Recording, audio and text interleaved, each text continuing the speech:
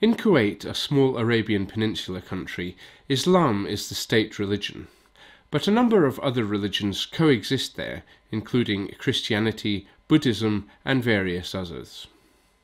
Abdul Aziz Mohamed el-Baz, originally from Egypt, is one of the few open atheists living there.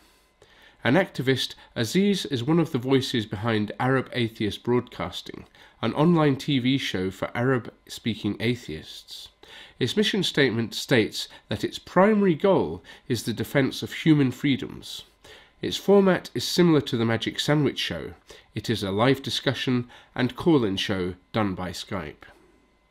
Aziz has been an outspoken proponent of religious freedom and science.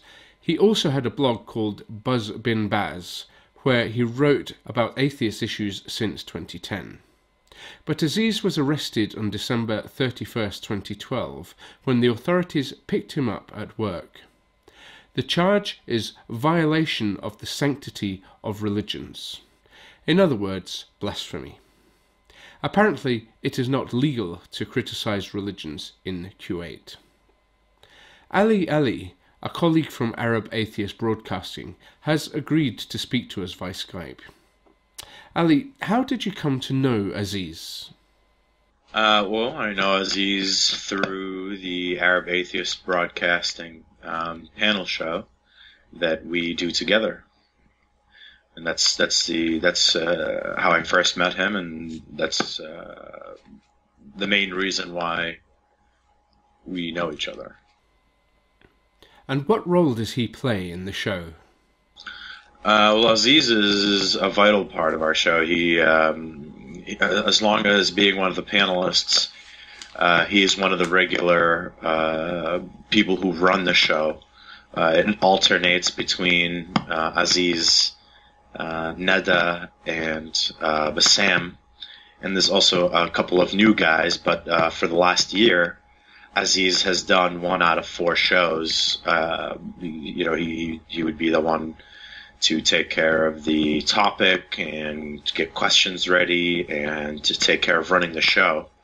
And so he's been a solid 25% of our program. And what can you tell me about Aziz's background? Sure. So I'm not extremely familiar with his history, but he's Egyptian born. I believe he's from Alexandria, if I'm not mistaken. And he's been in Kuwait for a while now. He works in Kuwait, and so that is in fact where he lives now. He goes back every now and then. He was in Egypt a little while ago for his sister's wedding in Alexandria, and so that's pretty much his background. It seems like his family's pretty secular. From what I know, his sister, for instance, doesn't wear a hijab or anything like that. They seem to be very nice people, the kind of people you'd like to have in your home. And that's his background, at least as far as I know.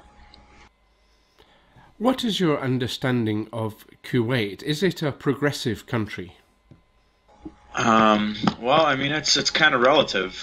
For comparing it to Saudi Arabia or let's say Sudan, then yeah, it's a little progressive, sure. But obviously, compared to anywhere that's civilized, it's just as bad as, I mean, relatively speaking, it's backwards, just as backwards as any Gulf state.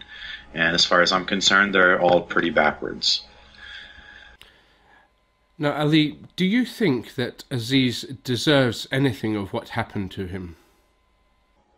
No, of course not. I mean, Aziz has done nothing wrong. He's done nothing more than, I'm sure you watch, for instance, the Gin and Tonic show. You read atheist blogs, and there's nothing that Aziz says that is any more egregious than anything that takes place on any of these other outlets. I don't think anybody should be jailed for criticizing any idea or historical person or political person. And so, no, Aziz absolutely doesn't deserve to be jailed for speaking out and telling people what he thinks about Islam and its tenets, for speaking up for secularism and freedom and things like that. It's perfectly within his human rights to be able to do this. And so, obviously, he doesn't deserve to be jailed for this. And that's, I mean, there's very little wiggle room for the extent of freedom of speech in my concern. But even by European standards, which are very limiting as far as I'm concerned, what he said and done is perfectly fine. I mean, there's nothing wrong with anything that he's said or written. Now, is there a petition that people can sign to try and help Aziz?